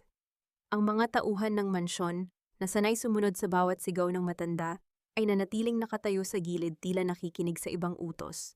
Dahan-dahang umakyat si Wilhelmina sa mga hakbang ng entablado. Ang kanyang mga mata ay hindi kumukurap, nakatitig lamang ng diretso sa kaluluwa ng kanyang biyenan. Nang marating niya ang ibabaw, tumigil siya, ilang hakbang lamang ang layo mula kay Doña Consolacion at Chantal na ngayon ay namumutla na sa takot. Bakit mo ako pinapalabas, Mama? Malambing ngunit nakakapangilabot na tanong ni Wilhelmina. Ang kanyang tinig ay hindi na nanginginig tulad ng dati, kundi may dalang lamig na tumatagos sa buto. Hindi ba't sinabi mo kanina na we have to celebrate a new era? Nandito ako para formal na buksan ang bagong kabanata ng buhay ninyo. Sumingit si Chantal, sinusubukang magmatapang kahit na halos hindi na siya makahinga sa kaba.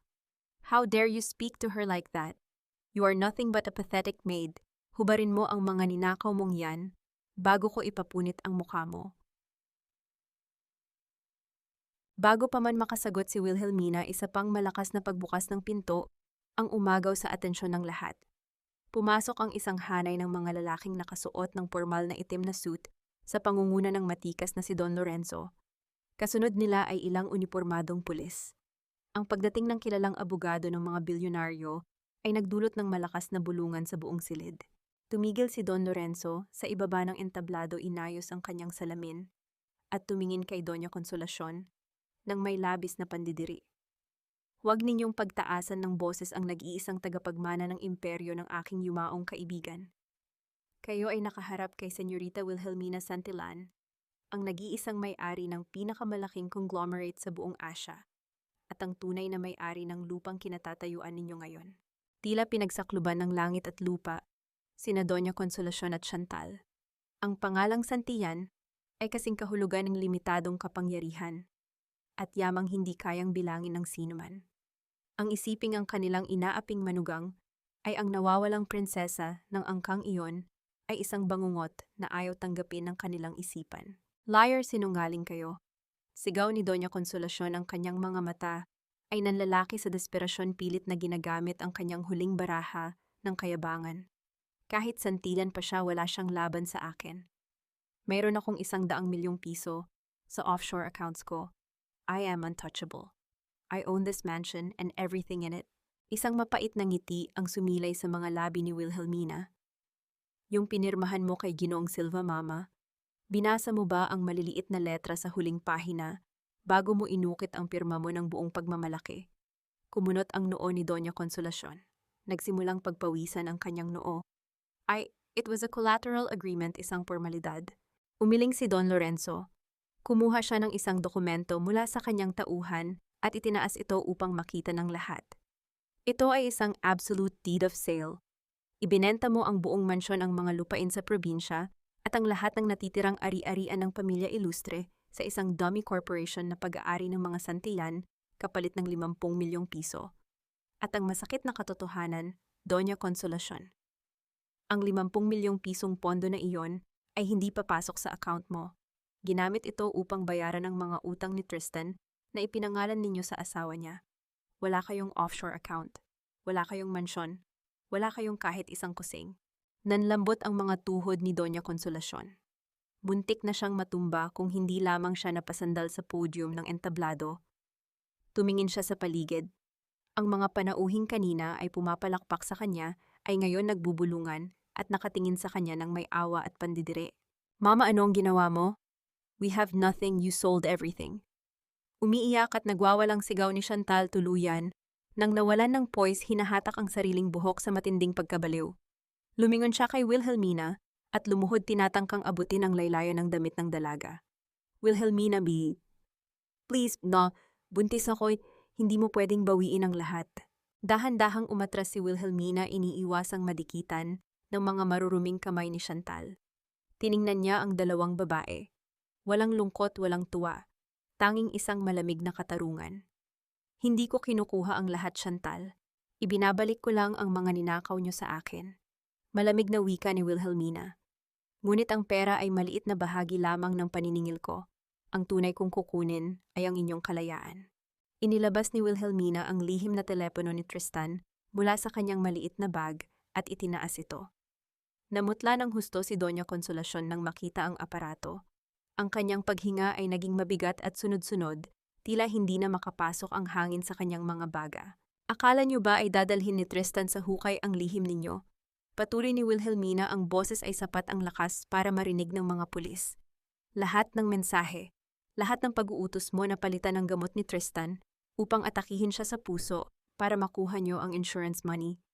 Lahat ng pagpaplano niyo na ibintang sa akin ang pagpatay kapag nagkaipitan. Lahat ng iyon ay nandito. Sumulong ang pinuno ng mga pulis at humarap kay Doña Consolacion. Ipinakita nito ang isang opisyal na papel. Consolacion Ilustre at Chantal Perez, inaresto namin kayo sa kasong murder, estafa at insurance fraud. Pakiusap sumama kayo sa amin ng mapayapa.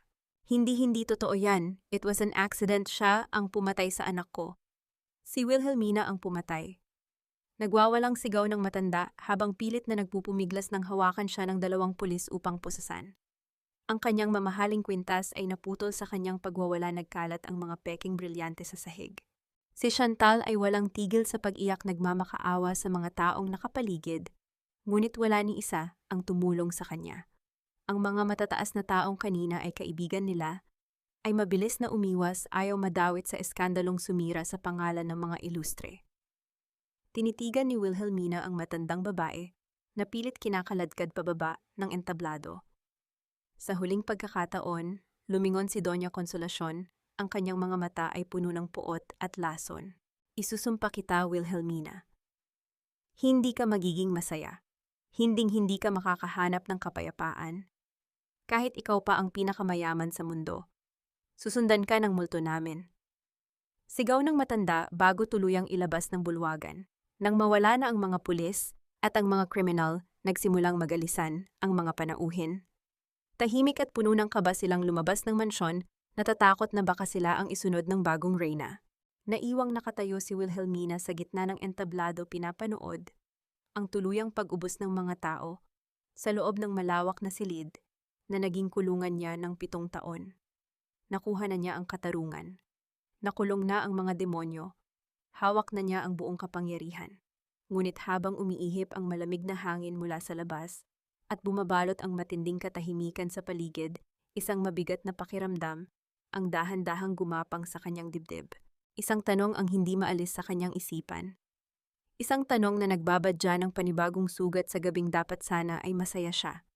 Bakit sa kabila ng tagumpay pakiramdam niya, ay may isang napakahalagang bahagi ng kanyang pagkatao ang tuluyan na ring namatay?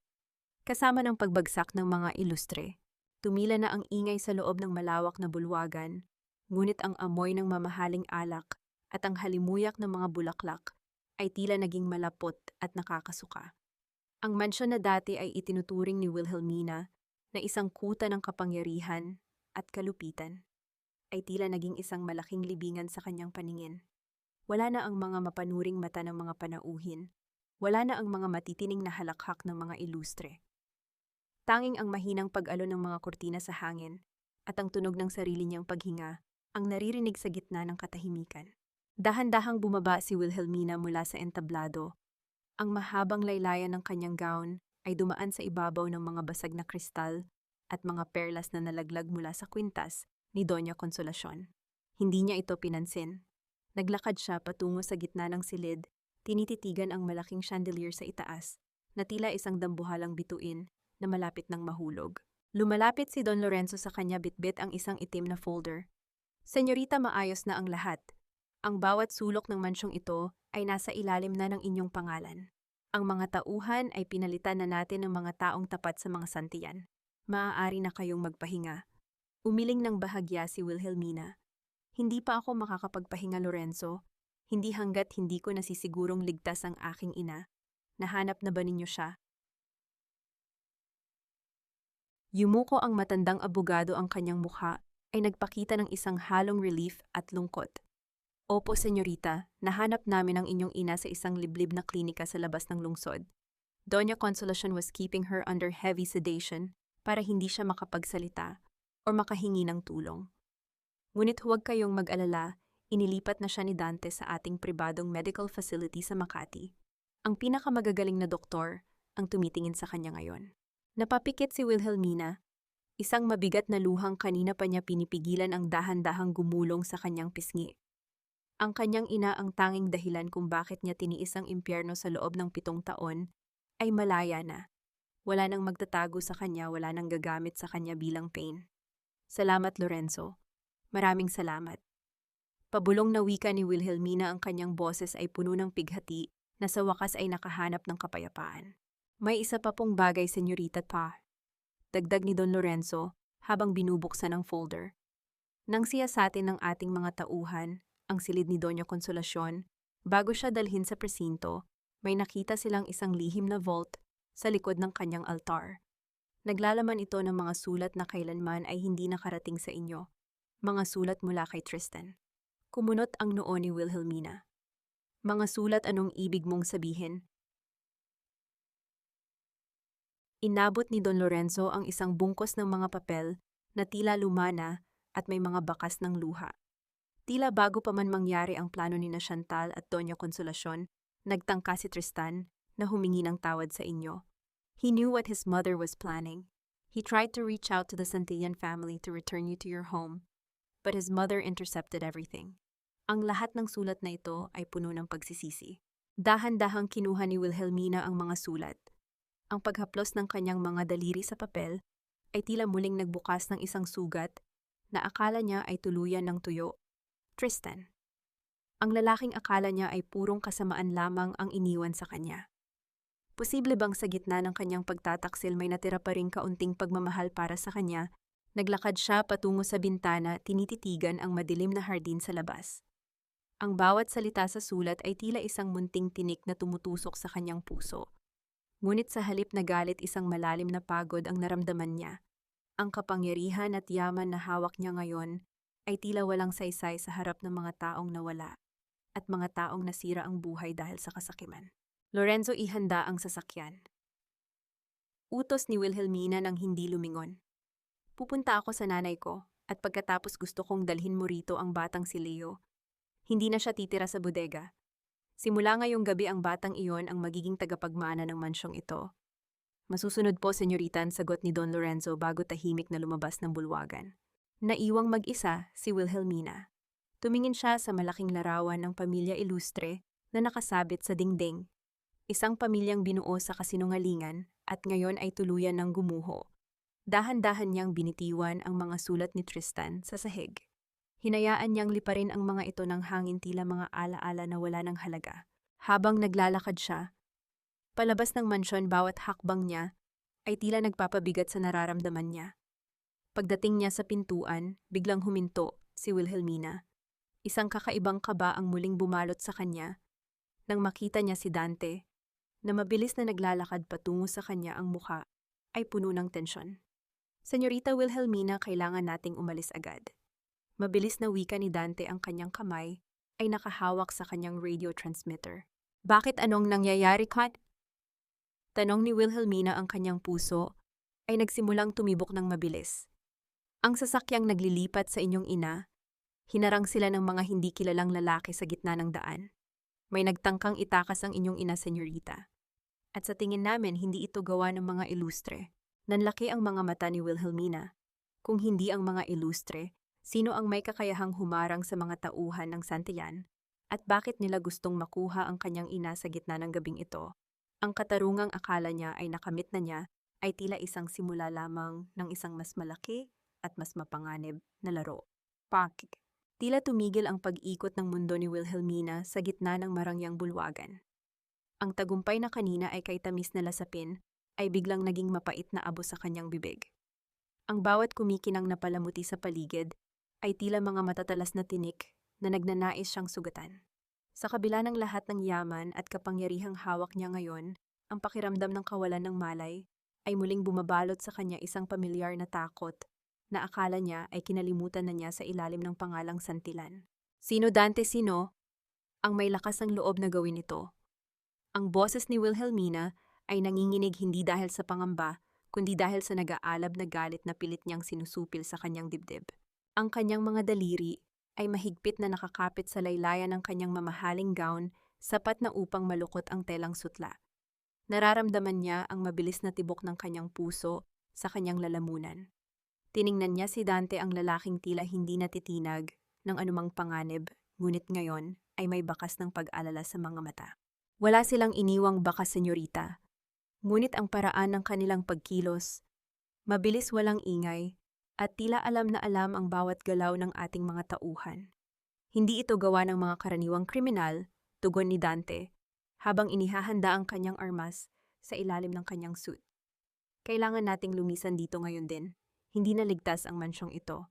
Bago pa man makasagot si Wilhelmina, isang maliit na kaluskos ang narinig niya mula sa dilim ng pasilyo. Lumabas ang batang si Leo, suot ang isang malaking t-shirt na abot hanggang tuhod. Ang mga mata ay namumula dahil sa antok at takot. Tumakbo ang paslit patungo kay Wilhelmina at yumakap sa kanyang binti, tila nararamdaman ang tensyong bumabalot sa hangin. Mama, bakit po kayo malungkot? Wala na po ba yung mga masamang tao?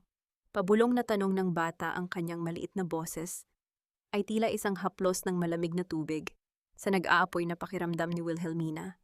Yumuko si Wilhelmina at binuhat ang bata. Isinandal ni Leo ang kanyang ulo sa balikat ng dalaga, isang kilos ng purong tiwala at pagmamahal. Sa sandaling iyon, sa gitna ng panibagong unos, naramdaman ni Wilhelmina ang isang bahagi ng kanyang sugatang puso na dahan-dahang naghihilom. Ang inosenteng yakap ng batang ito ang nagpaalala sa kanya kung para saan siya lumalaban. Hindi lamang ito para sa paghihiganti, kundi para sa kaligtasan ng mga taong itinuturing niyang pamilya. Don't worry, Leo. Everything will be fine. Tutulog lang si Mama. Okay, Dante, ihanda ang convoy. Pupunta tayo sa medical facility. Hindi ako papayag na muling mawala ang nanay ko. Madiin na utos ni Wilhelmina habang hinahaplos ang buhok ng bata. Maingat silang lumabas ng mansyon sa ilalim ng takip ng gabi.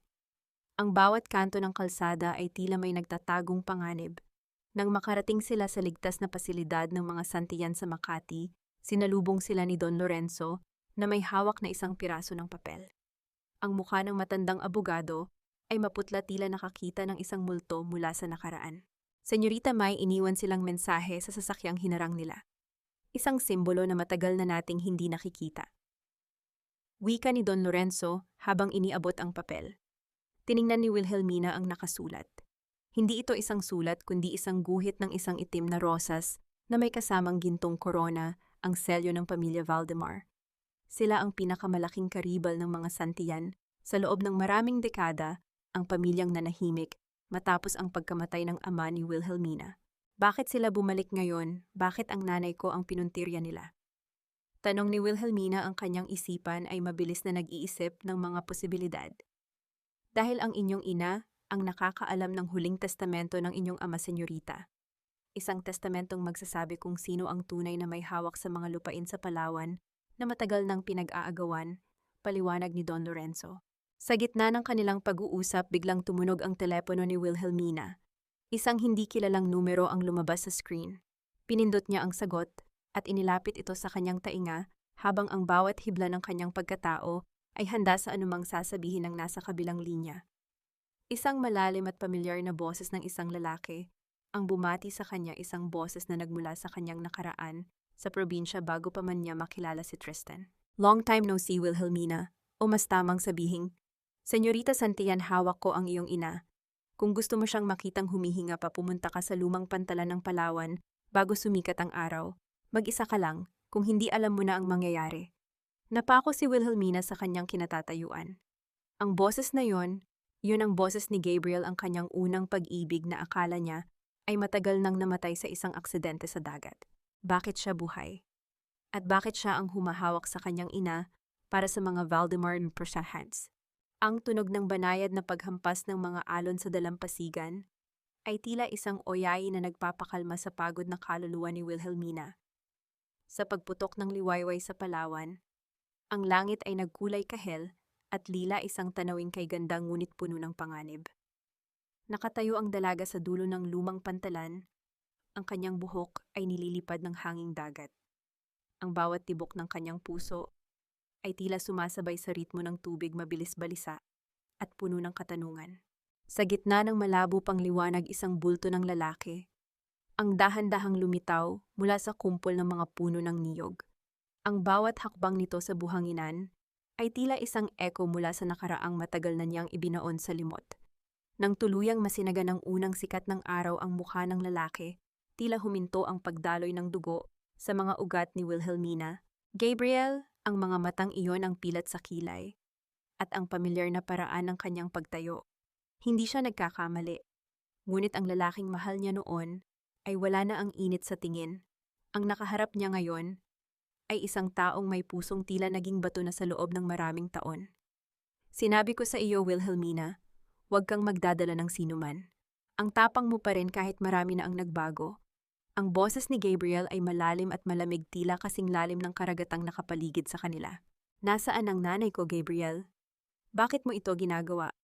Bakit ka nagtatrabaho para sa mga Valdemar, ang mga taong sumira sa pamilya ko? Ang tinig ni Wilhelmina ay puno ng hinagpis at pagkalito.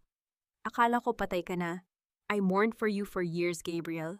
7 taon akong nagdusa sa ilalim ng mga ilustre dahil akala ko wala na ang tanging taong nakakaalam ng tunay kong pagkatao. Isang mapait na ngiti ang sumilay sa mga labi ni Gabriel.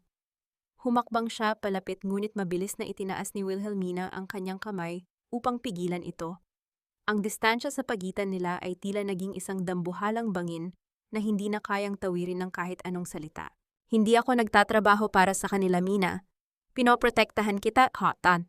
Pabulong na sagot ni Gabriel. Ang kanyang mga mata ay panandaliang nagpakita ng lambot na tila isang anino ng nakaraan. Inunahan ko lang ang mga Valdemar. Kung hindi ko kinuha ang nanay mo mula sa mga tauhan ni Lorenzo, hindi na siya aabot ng buhay sa pasilidad nyo.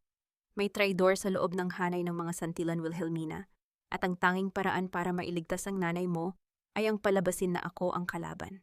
Napatigil si Wilhelmina. Ang galit na kanina ay nag-aapoy sa kanyang dibdib ay biglang napalitan ng isang matinding pagkalito.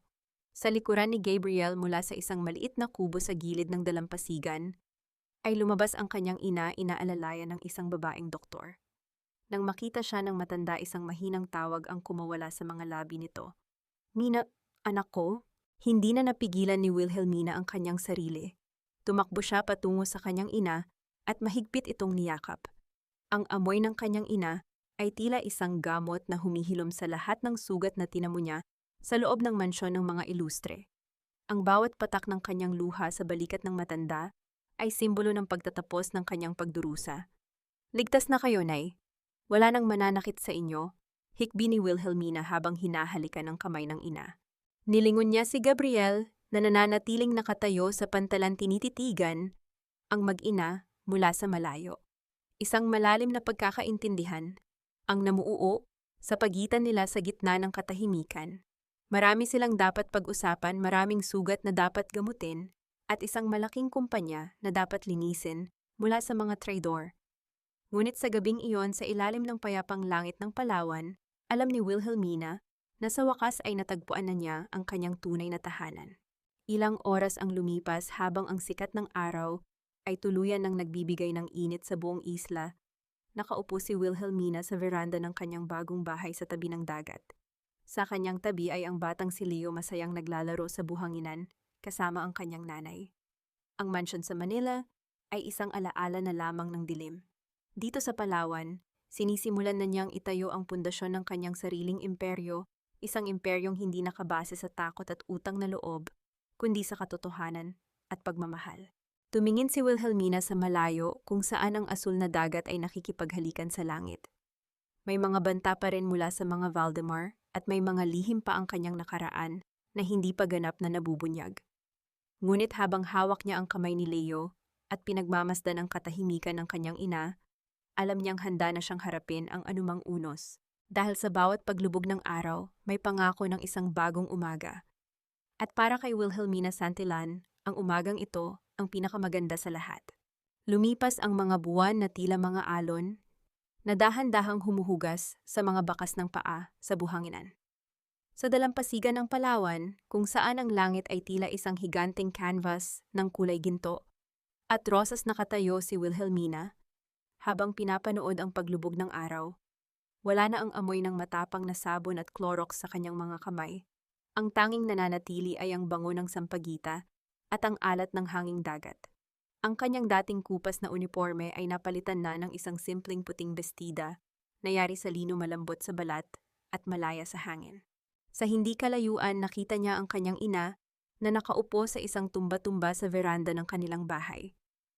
Maayos na ang lagay nito, ang mga mata ay may liwanag na muli at ang mga pisngi ay may bakas na ng kulay. Katabi ng kanyang ina ay ang batang si Leo na abalang-abala sa pagbuo ng isang kastilyong buhangin. Ang tawa ng bata ay umaling-aungaw sa paligid, isang tunog na dati ay pinagkakait sa loob ng madilim na bodega ng mga ilustre, ngunit ngayon ay naging musika ng kanilang tahanan. Lumapit si Gabriel sa kanya, may dalang 2 baso ng sariwang buko juice. Tumayo ito sa kanyang tabi, tahimik na pinagmamasdan ng payapang tanawin. Walang kailangang sabihin, ang katahimikan sa pagitan nila ay puno ng pangako at pag-unawa. "Are you happy now, Mina, o may hinahanap pa ba ang puso mo?" Mahinahong tanong ni Gabriel, ang kanyang boses ay may dalang init na tila sikat ng araw. Ngumiti si Wilhelmina, isang tunay na ngiti na umaabot hanggang sa kanyang mga mata. "I'm more than okay, Gabriel. Para akong nagising mula sa isang napakahabang bangungot. Dati akala ko ang mundo ay puno lang ng utang na loob na kailangang bayaran ng pagdurusa. Pero ngayon naintindihan ko na ang tunay na utang na loob ay ang pagpapahalaga sa sarili at sa mga taong tunay na nagmamahal sa iyo." Nabalitaan niya ang kinahinatnan ni na Doña Consolacion at Chantal sa Maynila. Ang matanda ay tuluyan nang nawalan ng bait sa loob ng kulungan, paulit-ulit na tinatawag ang pangalan ni Tristan habang nakakulong sa 4 na sulok ng rehas. Si Chantal naman, matapos malaman na hindi siya buntis at lahat ay gawa-gawa lamang niya upang makakuha ng pera, ay tinalikuran ng lahat ng kanyang mga kaibigan at ngayon ay nahaharap sa habang buhay na pagkakakulong dahil sa pakikipagsabwatan sa pagpatay. Napatawad na ba niya si Tristan sa kanyang puso? Oo. Hindi dahil karapat-dapat ito, kundi dahil ayaw na niyang bitbitin ang bigat ng galit. Itinuring na lamang niya itong isang leksyon ng nakaraan, isang paalala na ang pag-ibig na walang respeto ay isang lason. Tiningnan ni Wilhelmina ang kanyang mga kamay. Kulubot pa rin ang ilang bahagi nito dahil sa 7 taon ng hirap, ngunit para sa kanya ang mga markang iyon ay mga medalya ng kanyang katatagan.